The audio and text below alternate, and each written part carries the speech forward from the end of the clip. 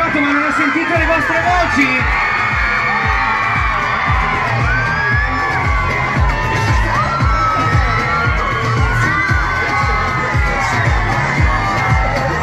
Fatevi sentire, fatevi sentire, fatevi sentire.